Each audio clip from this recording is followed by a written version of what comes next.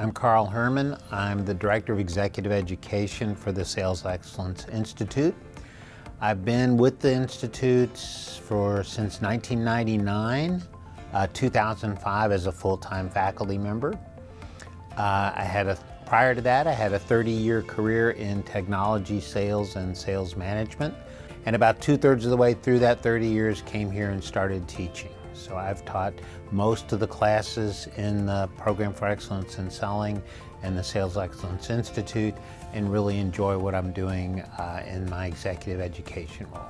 The purpose of the Change Contract Day, which is what we do the very last thing before we let our students go home, is to prepare them for Monday morning. Because Monday morning typically hits, and everything that I just learned in the 5 days of training that my company invested a significant amount of money in goes away. And I go back to handling my calendar the way I used to. I go back to coaching my salespeople the way I used to.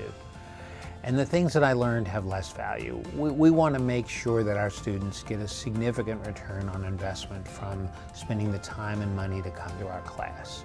The change contract process does that for us. It's very simple. The agenda is very simple. First, we have the students at every module throughout the week when they're in class with us.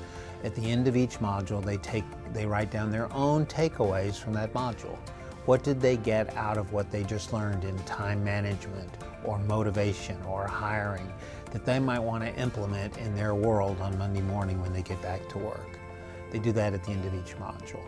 Then on the last day of class, we go through that list and we prioritize it. And what we end up with is no fewer than 2 and no more than 3 of the things, the key takeaways that we want to implement. So the 2 or 3 highest priority takeaways.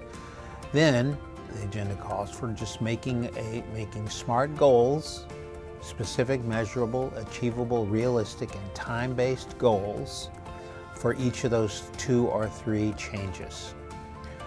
Then they create task lists in order to make those changes and milestones in order to make those changes.